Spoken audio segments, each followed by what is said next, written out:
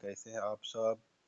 आज की वीडियो में मैं इंश्योरेंस पॉलिसी में जितनी भी चीज़ें मेंशन्ड है उसको बारीकी से बताने जा रहा हूँ। ये आप देखिए कवर पेज है। पॉलिसी लेंगे तो ये कवर पेज मिलता है, इसमें सारी चीज़ें ब्रीफ करके बताई जाती है। उतनी डिटेल में मैं नहीं जा रहा हूँ, इसको अलग से ये देखिए यहाँ दिखा हुआ है ऑनलाइन पेमेंट फैसिलिटी इंक्लूड क्या बोलते हैं 6 एड ऑन, ये सब चीज़ें पे मैं नहीं जा रहा हूँ, डायरेक्ट पॉलिसी पे जा रहा हूँ। ये कवर पेज है। ये देखिए मैं पॉलिसी पे आ गया। ठीक है, ये देखिए लिखा हुआ है SBI का पॉलिसी है। यहाँ पे क्या है, SBI general policy number main है। पॉलिसी नंबर अगर आपने इंश्योरेंस लिया है तो क्लेम पॉलिसी नंबर के थ्रू होगी। ठीक है, तो ये देखिए पॉलिसी नंबर आपको मिल गया। पॉलिसी नंबर है ना, लिखा हुआ पॉलिसी नंबर। देखते हैं यहाँ इंस्टीट्यूट का नाम है, मैंने हाइड करके रखा हुआ है, और ये एड्रेस है उनका। ठीक है, इधर देखिए आप मेन है वैलिडिटी ऑफ पॉलिसी। यहाँ पर आप देखिए समझें, पीरियड ऑफ ऑन डैमेज की जो वैलिडिटी है वो 18 जनवरी 2022 से 17 जनवरी 2023 तक है। ठीक है, ये ऑन डैमेज जो है इसी वैलिड पीरियड के तहत आप अपनी गाड़ी के लिए क्लेम ले सकते हैं।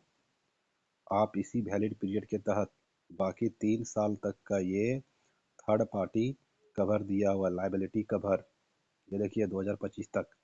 इसका लॉजिक आप यूं ही समझें कि IRDA और सरकार सरकार ये समझती है कि कोई भी कार ओनर हो या बाइक ओनर, कोई भी नहीं कहें, मैक्सिमम जो कार ओनर और बाइक ओनर्स होते हैं, नए ओनर्स के लिए खास करके, जब गाड़ी निकल जाती है तो 1 साल की अगर पहले पॉलिसी रहती थी, और क्या होता था कि रिन्यूअल लोग बहुत सारे लोग नहीं कराते थे।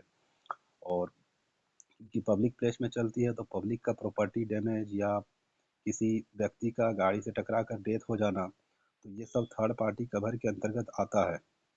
वो क्या, मामला बहुत पेचीदा हो जाता था, वो केस बहुत लंबा चलता था।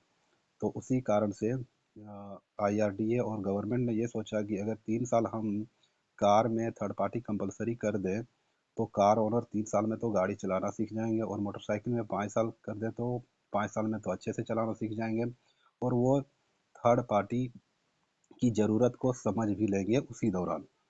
दोस्तों, तो आगे बढ़ते हैं हम। अब देखते हैं क्या क्या कवरेज है, क्या क्या डिटेल होती है पॉलिसी में। ये देखिए लेफ्ट से मैं दिखाता हूँ। मैक क्या है, हुंडई की गाड़ी है। मॉडल्स क्या है, i20 है। सब मॉडल क्या है, i20 स्पोर्ट्स है। सीसी कितनी सीसी की गाड़ी है वो मेंशन है। मैन्युफैक्चरिंग डेट मेंशन है। सीटिंग कैपेसिटी कितने लोग बैठ सकते हैं इस गाड़ी में, सीटिंग कैपेसिटी 5 है। अगर 6 लोग बैठे मोर देन 5 और गाड़ी की दुर्घटना भी क्लेम नहीं मिल पाएगी, ध्यान रखिएगा।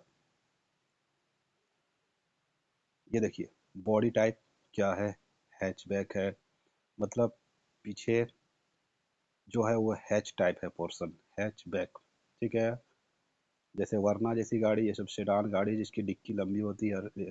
डिजायर गाड़ी ये सेडान गाड़ी है, स्विफ्ट गाड़ी हैचबैक है, i20 हैचबैक है। रजिस्ट्रेशन नंबर न्यू क्यों लिखा है, क्योंकि ये फर्स्ट ईयर की पॉलिसी है। जब पॉलिश गाड़ी निकलती है तो पॉलिसी बन जाती है, उसके बाद रजिस्ट्रेशन का अप्लाई हो जाता है और बाद में रजिस्ट्रेशन नंबर होता है, इसलिए यहाँ न्यू लिखा हुआ है। RTO जिस जगह का है लिखा हुआ है। हाइपोथिकेशन लीज, यस हाइपोथिकेशन गाड़ी अंडर लोन है, बिल्कुल है, यस मेंशन किया हुआ है। नीचे वो भी दिखाएंगे किस कंपनी किस बैंक से लोन है। फ्यूल टाइप क्या है, पेट्रोल है।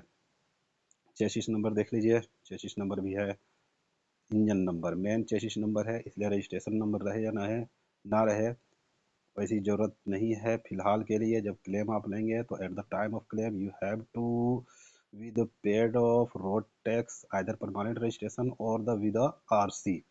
ठीक है, तो जब आप क्लेम लेंगे तो या तो RC आपको सबमिट करनी होगी, या आप RC नहीं आई है तो जो परमानेंट रजिस्ट्रेशन मतलब रोड टैक्स के लिए जो अमाउंट दिया हुआ है रजिस्ट्रेशन के लिए वो सबमिट करना होगा, वो टोकन का।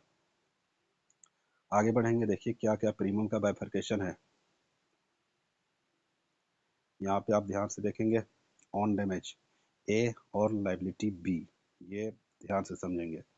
ऑन डैमेज का प्रीमियम लगा हुआ है व्हीकल्स का, basic on damage 14,228।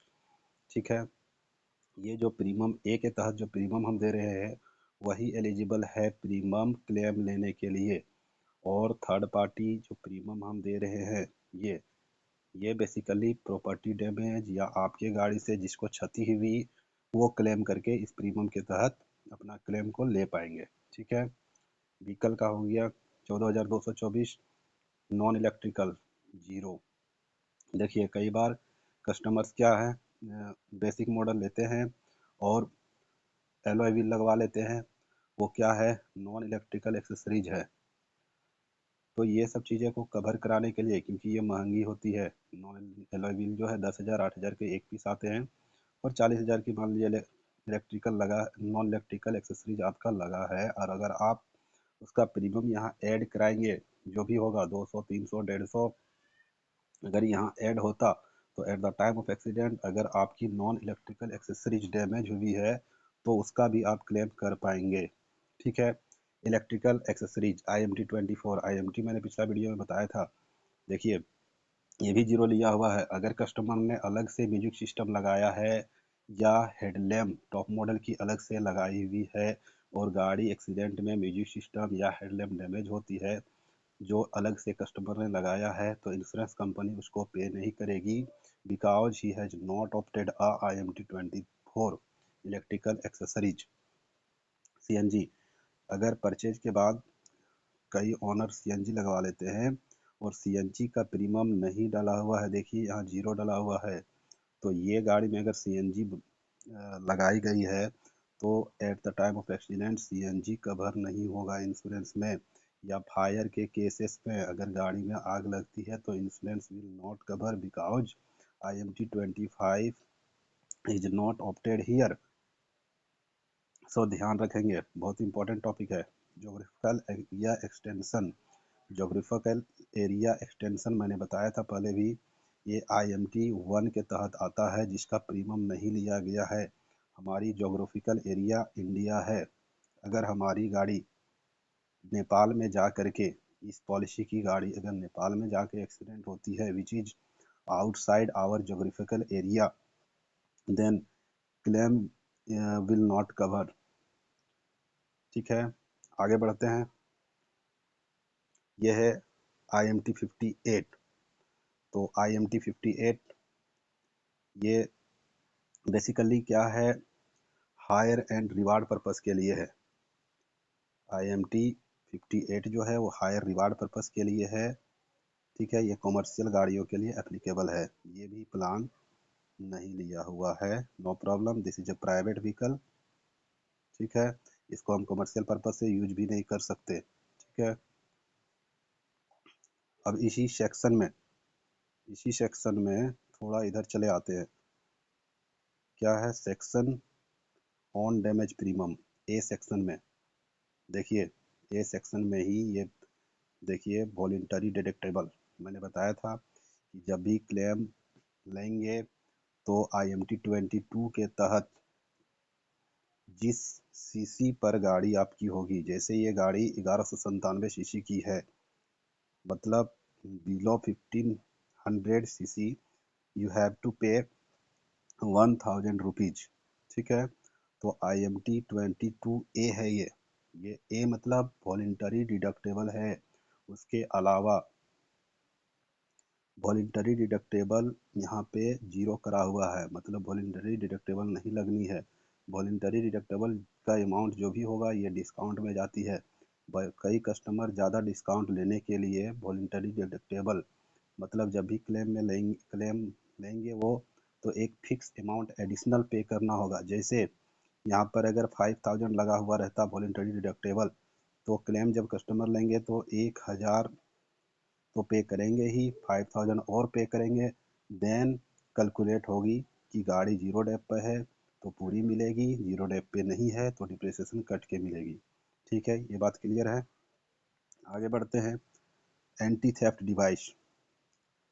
Anti theft device का भी कोई इसमें डिस्काउंट नहीं लगा हुआ है, क्योंकि एंटी थेफ्ट डिवाइस जो लगती है उस पर इंश्योरेंस कंपनी 250 रुपीज़ तक का डिस्काउंट एडिशनल देती है। ठीक है। नो क्लेम बोनस 0% है because vehicle is new. But यहाँ एक चीज़ और बता दें, बहुत लंबी ये टॉपिक है, बट थोड़ा सा बता दूं कि अगर इस ओनर के पास ऑलरेडी अगर कार थी और उसमें अगर 20% एनसीबी या 45% एनसीबी हो और उसने क्लेम नहीं लिया था, तो he is entitled to take here a NCB after previous policy mentioned NCB. मतलब ये है कि प्रीवियस पॉलिसी में अगर 45% एनसीबी था, तो यहाँ ये 50% एनसीबी ले सकते थे। NCB is not dependent on the vehicle sale. लेकिन मैं देखा हूँ 100% पॉलिसी में जो ओनर नई गाड़ी खरीदते हैं उसको 0 एनसीबी दिया जाता है। ये लैक ऑफ नॉलेज, जानकारी की कमी की वजह से ऐसा करते हैं लोग। बट मेरा कहना है कि अगर आपकी पुरानी गाड़ी में 40% या 45% अगर एनसीबी है, तो आप 50% एनसीबी ले सकते हैं इस नई गाड़ी में। ठीक है, आगे बढ़ते हैं। In case of not claimed in a previous car, ठीक है, previous policy sorry. Handicap discount, अगर हैंडीकैप्ड हैं पर्सन तो उसके लिए कुछ डिस्काउंट्स है इंश्योरेंस कंपनी में, यहाँ नहीं लिया गया है। अब देखिए मेन है एड ऑन कवरेज। कस्टमर सीधा सीधा बोलते हैं कि एड ऑन कवरेज में हमारा एक पैसा नहीं लगना चाहिए। उसी टॉपिक पे आ गया, देखिए ये एड ऑन कवरेज है। एड ऑन कवरेज का उन्होंने प्रीमियम दे के रखा है कितना, 5127। एड ऑन कवरेज में ऑप्टेड क्या क्या है, तो जेड डी जीरो डेप है, Z D four zero dep, zero dep, ठीक है। मतलब कार की एज के अनुसार डिप्रिसिएशन यहाँ नहीं लगेंगी। प्लास्टिक में अगर आप जीरो डेप नहीं लेते हैं और फर्स्ट ईयर की भी गाड़ी हो 6 महीने के अंदर की, तो आधा लग जाता है ओनर को। लेकिन जीरो डेप लिया हुआ है इसलिए कोई भी डिप्रिसिएशन नहीं लगेगा। जीरो डेप कहिए या नील डेप कहिए। EP EP EP for engine protection, engine protection. Accident में अगर इंजन डैमेज के केसेस में तो नॉर्मली मिल जाता है, बट अगर कभी कभार एक्सीडेंट हो जाती है और ऑयल का ड्रेनेज हो जाता है उसके वजह से इंजन सीज हो जाता है, या कूलेंट का ड्रेनेज हो जाता है उसके वजह से इंजन सीज हो जाता है, तो इंश्योरेंस कंपनी आपको इंजन का कॉस्ट देगी because you have opted a engine protection. Okay, next is a CM, इसको कहते हैं कंज्यूमेबल्स।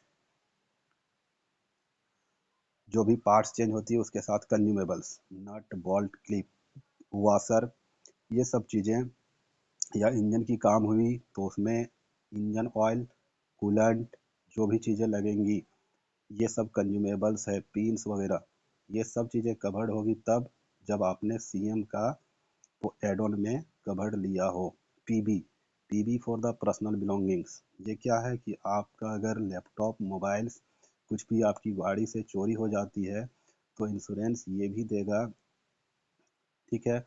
हाँ, इसमें एक सर्टेन अमाउंट फिक्स्ड है। बहुत सारे इंश्योरेंस कंपनी 35,000 तक देते हैं और बहुत सारे तरह तरह का अमाउंट देते हैं, बट ये पर्सनल बिलोंगिंग्स का मेन मतलब ये है कि प्रोटेक्शन। अगर आपकी चाबी टूट गई गिर के या चोरी हो गई तो की प्रोटेक्शन के तहत आप चाबी को ले पाएंगे। ध्यान रखिए, की प्रोटेक्शन एंड पर्सनल बिलोंगिंग्स दोनों का क्लेम करने के लिए आपको एफआईआर करना जरूरी है, पुलिस इंटीमेशन लेटर लगेंगी। आगे बढ़ते हैं फिर से। अब आ जाते हैं liability cover, liability premium B. A section को मैंने कंप्लीट कर दिया है। बेसिक थर्ड पार्टी लाइबिलिटी, ये बेसिक थर्ड पार्टी लाइबिलिटी क्या है, ये एक फिक्स अमाउंट होता है based on the CC of the vehicles. मतलब ये है कि आपकी गाड़ी जिस सीसी की है उसके हिसाब से थर्ड पार्टी का अमाउंट फिक्स होता है, ये गवर्नमेंट डिसाइड करती है। ये गाड़ी 1500 सीसी से नीचे है और 1000 सीसी से ऊपर है, इसकी जो थर्ड पार्टी फिक्स रेट है वो 3416 है। क्योंकि 3 साल का एक साथ लिया गया है, वो कुछ डिस्काउंट करके 9534 का प्रीमियम लिया हुआ है, ठीक है। और जो गाड़ी 1500 सीसी से ऊपर होंगी उस गाड़ी का थर्ड पार्टी रेट फिक्स है 7892, ध्यान रखिए। ठीक है, मतलब देखिए अंतर कितना है, ये 3400, वो 7800, केवल सीसी मात्र बदलने से। इसलिए आप देखेंगे अभी जितनी गाड़ियां हैं वो 1.4 बेसिकली आ रही है, 1.4। ठीक है, 1497 सीसी, 1499 सीसी पे आ रही है। ठीक है, उसका कारण है अगर 3 सीसी भी बढ़ाएंगे तो 4000 5000 रुपया एडिशनल पड़ेगा, केवल थर्ड पार्टी रेट जो गवर्नमेंट की डिसाइड की हुई रेट है। क्लियर है। थर्ड पार्टी लाइबिलिटी हो गया, 3 साल का है, 3500 या 3400 गुना 3 कीजिएगा, यही आ जाएगा। 3416 गुना 3 करेंगे 3594 आएगा। ठीक है, ये 3 साल का लिया हुआ है।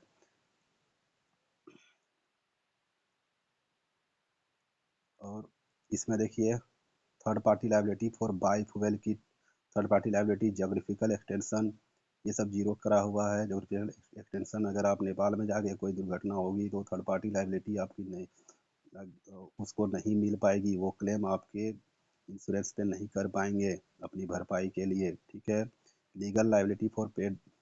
अब इधर आ जाते हैं फिर। देखिए आईएमटी हमने बताया था, पीए कवर फॉर 0%, 0% के लिए यहाँ पीए कवर लिया हुआ है, कोई प्रीमियम नहीं लिया हुआ है, ध्यान रखिए। ये है पैसेंजर्स का कवरेज, कहाँ है, जहाँ 1 लाख रुपये करके है पैसेंजर का कवरेज। अगर ले लेते हैं तो 3 पैसेंजर पीछे बैठते हैं, ले लेंगे कुछ अमाउंट, यहाँ प्रीमियम अमाउंट ऐड हो जाएगी। और यहाँ आपकी गाड़ी में दुर्घटना होने बाद अगर उस पैसेंजर को किसी प्रकार की क्षति होती है तो कवरेज जाएगी। देखिए मैक्सिमम ओनर क्या करते हैं, गाड़ी के पीछे बैठते हैं, ड्राइवर गाड़ी को चलाते हैं।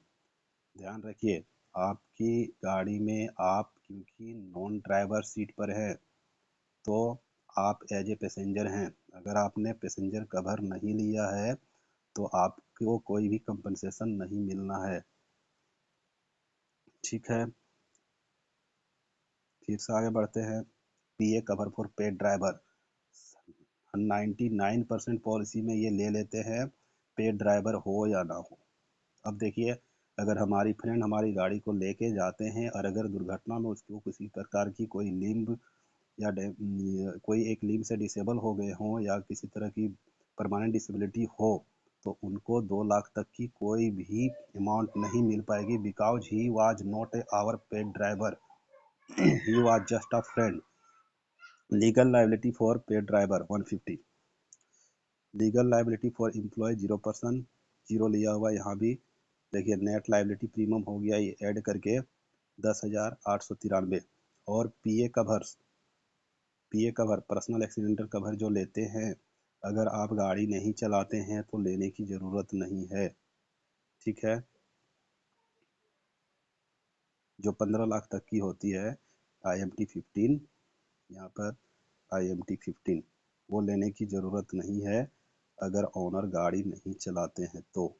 ये मेरा कहना। देखिए ये 15 लाख तक की IMT 15 जो है इसमें लिया हुआ है, अगर ओनर गाड़ी 909 15 लाख तक का, अगर ओनर गाड़ी नहीं चलाते हैं तो ये लेने की ज़रूरत नहीं है। ठीक है, या ओनर के पास एडिशनल अपनी इंश्योरेंस कवरेज है तो लेने की ज़रूरत नहीं है। ये सेफ्टी पर्पस के लिए है अगर ओनर गाड़ी चलाते हैं तो। देखिए ये दोनों सेक्शन हमारी कंप्लीट हो गई, वीडियो काफ़ी लंबी भी हो गई। अब हम देखते हैं फाइनली क्या है।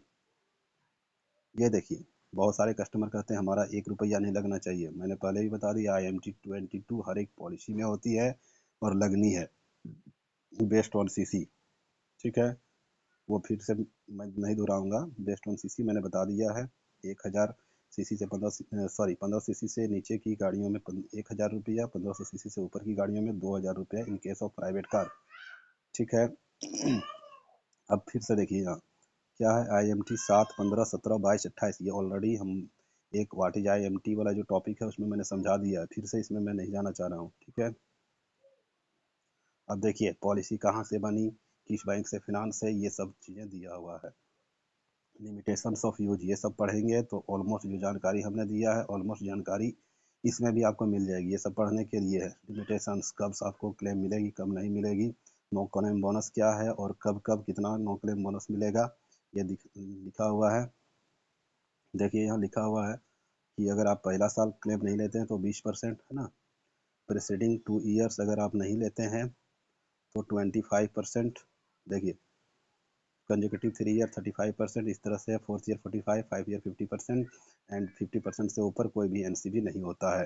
हाइपोथिकेशन डिटेल्स IMT 7 ध्यान रखिए, पंजाब नेशनल बैंक से गाड़ी हाइपोथिकेटेड है, ठीक है। और MISP किसने पॉलिसी इसका किया है, वत्सल ऑटोमोबाइल्स प्राइवेट लिमिटेड, यहाँ से पॉलिसी हुई है। तो दोस्तों ये जानकारी आपको कैसा लगा प्लीज़ कमेंट करके बताइएगा, और किस टॉपिक पे अगली वीडियो बनाए वो भी हमें बताइएगा। Thank you.